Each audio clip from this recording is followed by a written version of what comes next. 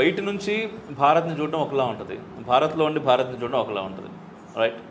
ఆ డిఫరెన్స్ ఖచ్చితంగా మీకు అర్థమై ఉంటుంది. యాక్చువల్గా you become more Indian when you're in other countries. Yes. బయటికి వెళ్ళటం వల్ల నేను ఎక్కువ ఇండియన్ అయ్యాను.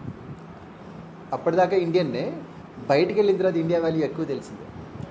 అప్పుడు ఇండియా గురించి ఎక్కువ తెలుసుకోవటం, ఇండియా గురించి ఇంకా ఎక్కువ తపన పడటం, అదంతా చాలా ఎక్కువ అయిందనమాట.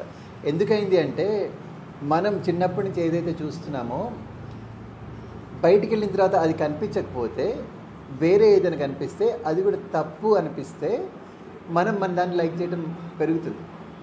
You become more Indian when you are abroad then you are in India. అది నాకు చాలా క్లారిటీగా తెలిసిపోయింది. నన్ను ఇంటర్వ్యూ చేశారు, what is the big difference between India and US. ఇండియాలో ఏం ప్రాబ్లమ్స్ ఉన్నాయి, యూఎస్లో ఏం ప్రాబ్లమ్స్ ఉన్నాయి అంటే, యూఎస్లో ఏ ప్రాబ్లమ్స్ లేవు, ఇండియాలో చాలా ప్రాబ్లమ్స్ ఉన్నాయనే భ్రమ ఉంది ఒకటి ఉంది. అన్న, do you know your neighbor? You come to my country, I know not only my neighbor but I know 10 other neighbors. నీకు నీ నైబర్ తెలుసా? Simple things. అంతే. We have a family in India, we have a family system.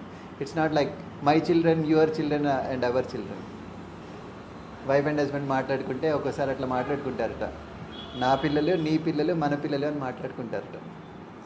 అది అర్థం చేసుకోవడం కష్టమేమో, but ఇండియాలో మనం చూడడం అది. ఇండియాలో ఫ్యామిలీస్ చాలా స్ట్రాంగ్ ఉంటాయి. మేము 9 మంది బ్రదర్స్ అంటే వాళ్ళు సర్ప్రైజ్ అయ్యి అందరి పేర్లు తెలుసా అని అడిగారు.